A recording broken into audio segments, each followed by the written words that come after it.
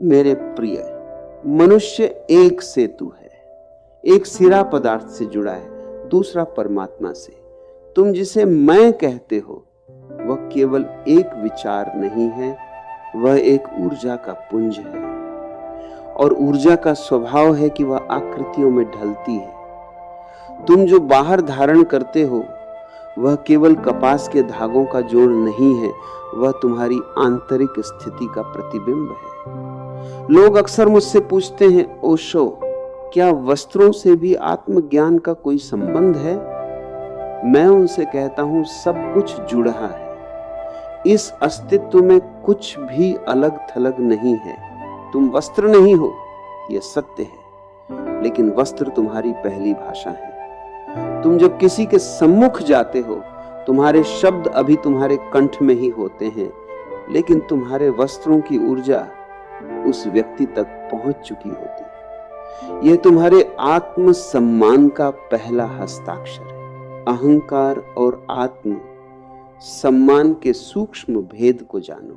अक्सर लोग इस उलझन में पड़ जाते हैं कि अच्छे वस्त्र पहनना कहीं अहंकार तो नहीं मेरे प्रिय, अहंकार और आत्म सम्मान में उतना ही अंतर है जितना कि अंधेरे और प्रकाश में।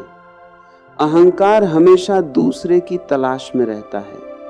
वह सजता है ताकि दूसरों की आंखों में ईर्ष्या पैदा कर सके, ताकि दूसरों को छोटा दिखा सके। अहंकार एक युद्ध है, लेकिन आत्म सम्मान एक प्रार्थना है। जब तुम खुद को सलीके से सजाते हो तो तुम दुनिया को नहीं, बल्कि खुद को एक संदेश देते हो। तुम अपने अवचेतन से कहते हो कि मैं महत्वपूर्ण हूं, मैं इस अस्तित्व का एक बहुमूल्य हिस्सा हूं।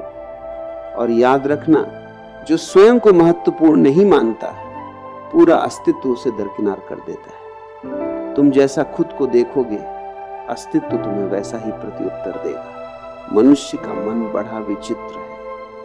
ये बाहर से भीतर की ओर भी यात्रा करता है। तुम प्रयोग करके देखो, एक दिन तुम बहुत मैले, फटे और अस्त व्यस्त वस्त्र पहनो, तुम पाओगे कि उस दिन तुम्हारी सोच भी बिखरी बिखरी है। तुम खुद को ढीला महसूस करोगे, तुम्हारी सजगता सो जाएगी, और दूसरे दिन तुम पूरे होश के साथ साफ सुथरे और सुरुचिपूर्ण वस्त्र पहनो। तुम देखोगे कि तुम्हारी रीछ सीधी हो गई है, तुम्हारी आंखों में एक चमक आ गई है। यह जादू नहीं है, यह मन का मनोविज्ञान है। मन संकेतों को पकड़ता है। सलीके से पहने वस्त्र मन को अनुशासन सिखाते हैं, अनुशासन जो थोपा न गया हो। मैं उस अनुशासन की बात नहीं कर रहा जो जेलों में होता है, मैं उस अनुशासन की बात कर रहा हूं जो प्रेम से उपजता है। जब तुम अपने पहनावे पर ध्यान देते हो, तुम वास्तव में अपने जीवन के प्रति अपनी जिम्मेदारी को स्वीकार करते हो।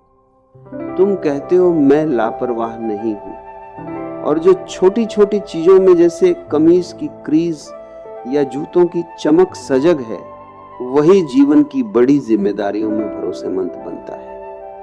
जो अपनी उपस्थिति को व्यवस्थित नहीं कर सकता, वो अपने विचारों को कैसे व्यवस्थित करेगा?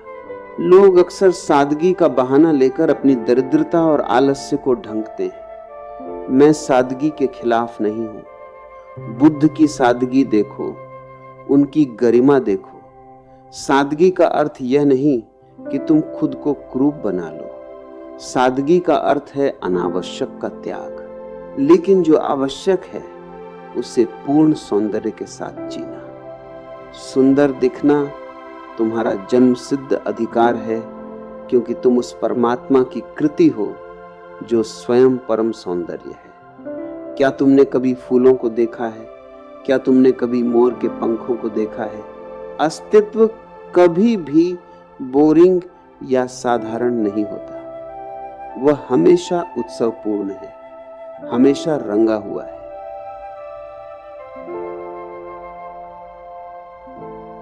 वस्त्रों के पीछे का मौन विज्ञान। जब तुम किसी विशेष अवसर के लिए तैयार होते हो तो तुमने महसूस किया होगा कि तुम्हारी ऊर्जा बदल जाती है। तुम्हारा चलना, तुम्हारा बैठना, तुम्हारी बात करने की शैली, सब कुछ बदल जाता है। क्यों? क्योंकि वस्त्र केवल शरीर को नहीं ढंकते, वे तुम्हारी ऊर्जा को एक दिशा देते हैं।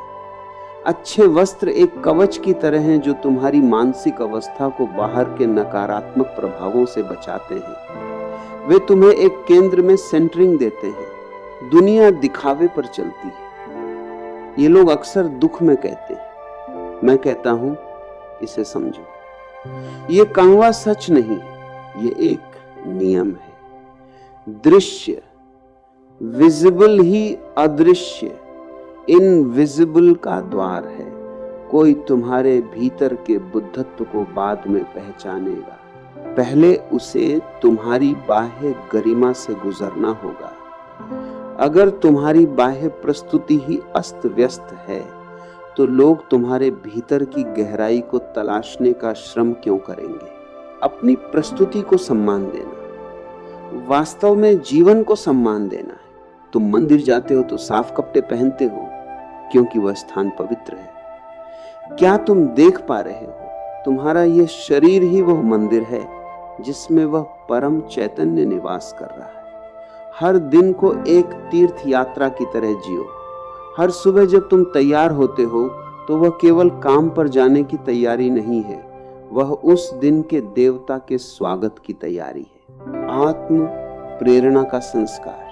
अच्छे कपड़े पहनना किसी को प्रभावित करने की कला नहीं है, यह खुद को प्रेरित करने का एक रिचुअल है। ये रोज खुद से मिलने का एक अवसर है। जब तुम आईने के सामने खड़े होते हो तो तुम केवल अपना चेहरा नहीं देखते, तुम अपनी संभावना को देखते हो।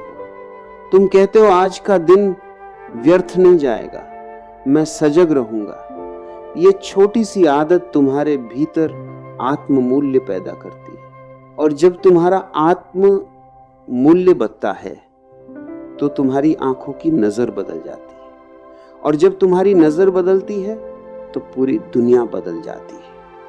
लोग उस व्यक्ति पर भरोसा करते हैं जो खुद का ख्याल रख सकता है।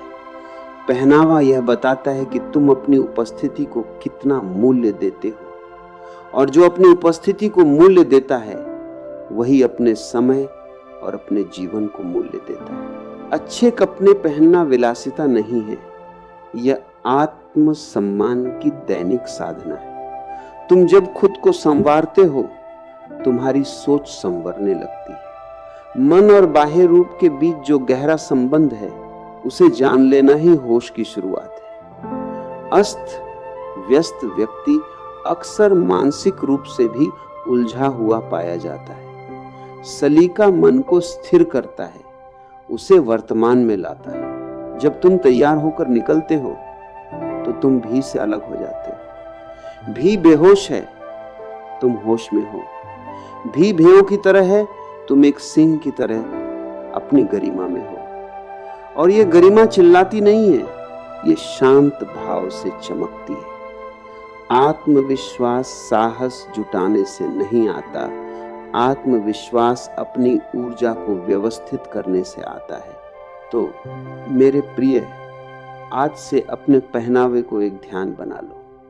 इसे किसी और के लिए नहीं बल्कि उस परमात्मा के लिए करो जो तुम्हारे भीतर सांस ले रहा है। खुद को महत्व दो, अपने सपनों को महत्व दो और अपनी प्रस्तुति को महत्व दो। जब तुम खुद को पूरी तरह स्वीकार करते हो और अपनी गरिमा में खड़े होते हो तो पूरा अस्तित्व तुम्हारे स्वागत में झुक जाता है। जीवन बहुत छोटा है, इसे ढाला जीने के लिए सजग बनो, सुंदर बनो और हर पल को उसकी